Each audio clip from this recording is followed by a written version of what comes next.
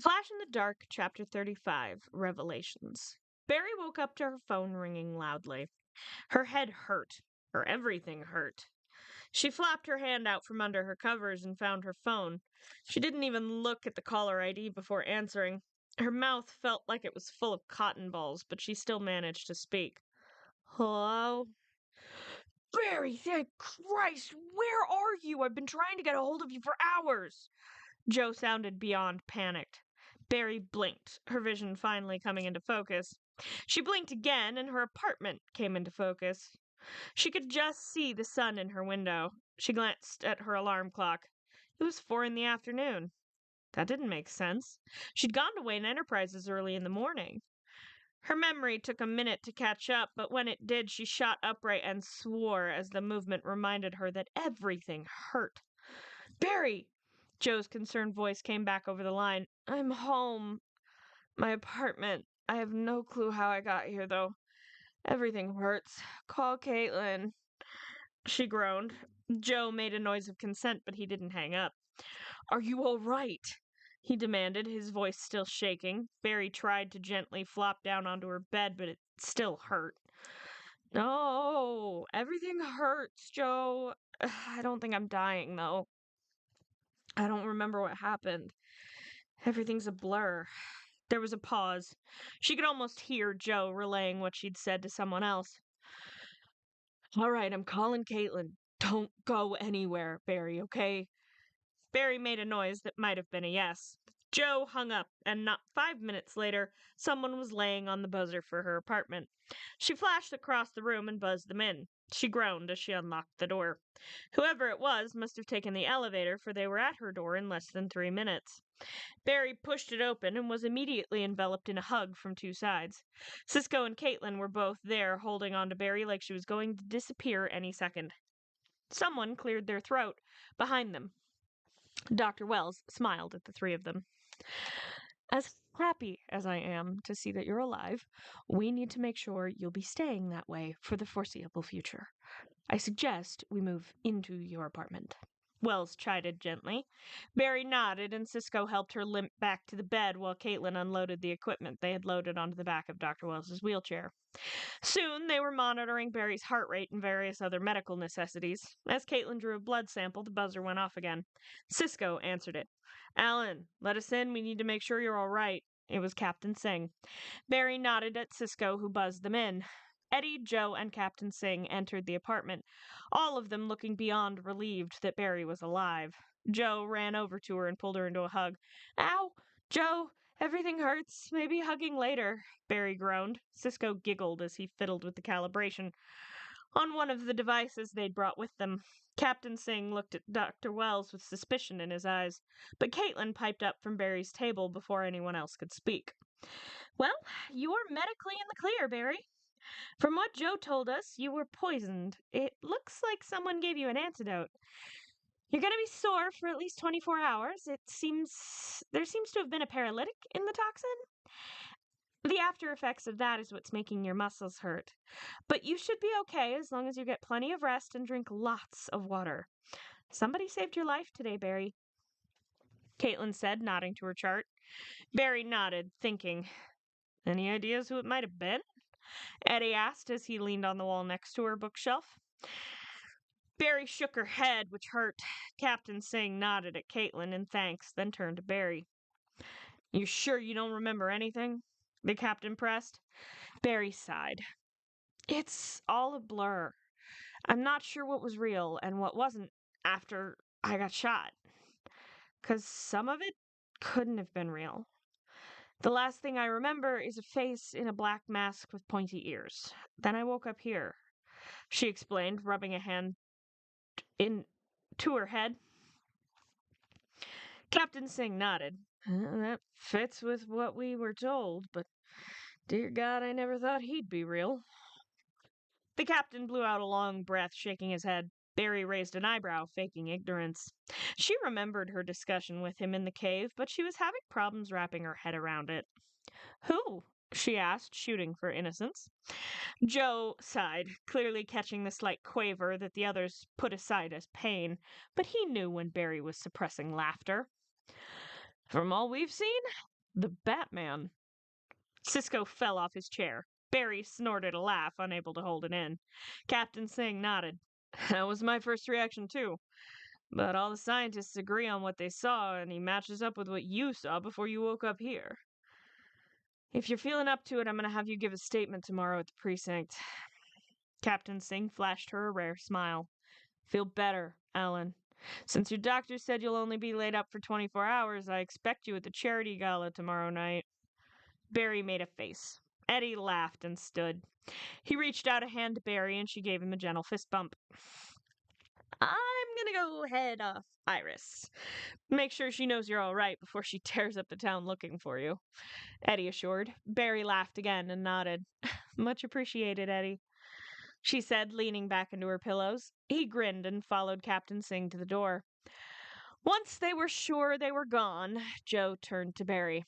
Okay, what really happened, kiddo? There's something you're not telling us, he demanded. Barry nodded and explained everything that had happened. She faltered when she got to what she'd seen while under the influence of the fear toxin. Joe laid a hand on hers. You don't have to tell us that part if you don't want to, he assured. Barry nodded, smiling gratefully, and skipped ahead to waking up in the cave. She relayed her conversation with the intimidating man in the black suit that could only have been Batman. Joe swore. That could have gone very differently, Barry. You got lucky. Everything I've read about this Batman paints him as a violent psychopath, if it paints him as real. Wells shook his head. Barry frowned. All I know is he saved my life today. Also, fun thing I didn't know I could do, I can vibrate toxins out of my system, she said, grinning. Caitlin frowned, looking like she was trying to figure out how exactly that worked. Cisco whistled. Damn, that's so freaking cool, he said, grinning. Barry laughed and winced again. Dr. Wells nodded. I believe that's our cue to leave Barry to rest. I'm glad you're all right.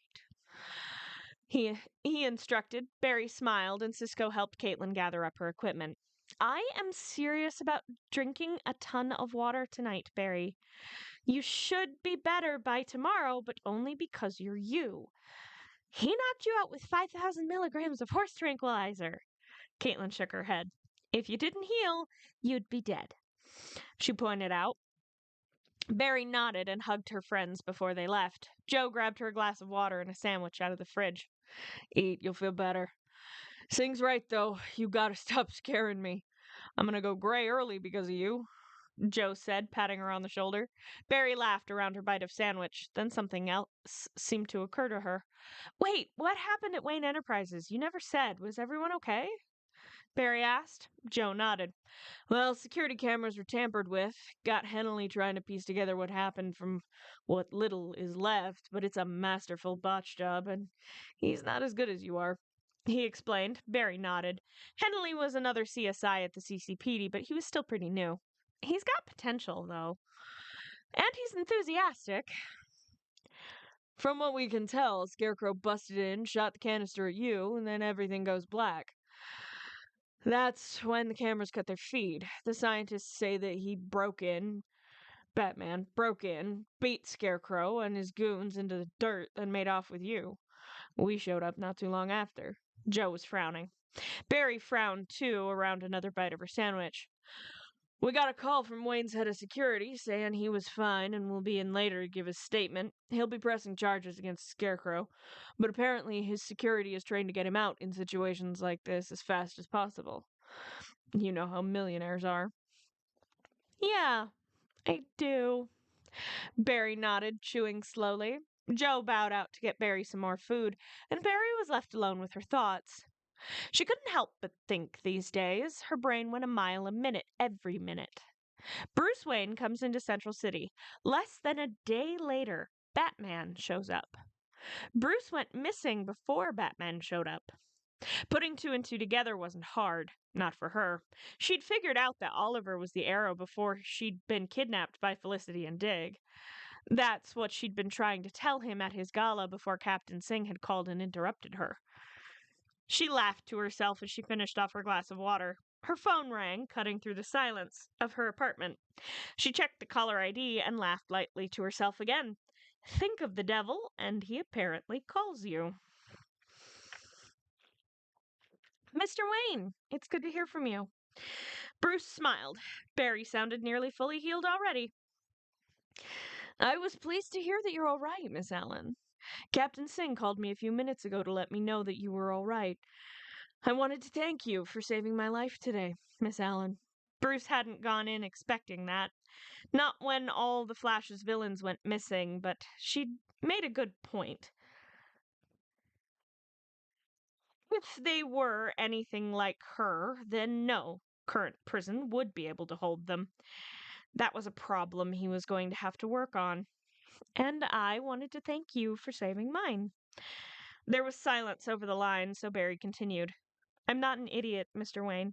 Far from it. I've spent my whole life searching for the impossible. I've gotten good at recognizing it. I found it in Starling. It found me from Gotham. Bruce chuckled. She was good. He'd have to admit that. She had never once said his name, his other name. She basically outright stated that she had figured him out, though. You are very intelligent, Miss Allen. I'd like to take you out to lunch tomorrow to make up for the disaster today turned into. He did genuinely enjoy the fact that she'd worked him out. She was the first to have done so in his near 2 years of running as Batman. I would like that, Mr. Wayne. I'll be at the precinct at around 9. Maybe we could meet up after? Barry suggested. Bruce nodded to himself. I have to give my statement tomorrow as well. How about we meet up at the station and make something of a day of it? Will I still be seeing you at the fundraiser gala tomorrow night? He needed to make a show. Playboy Bruce Wayne didn't get saved by attractive women every day. I think that would be nice. I'll see you tomorrow then, Barry. See you then, Bruce. Bruce hung up and shook his head slightly.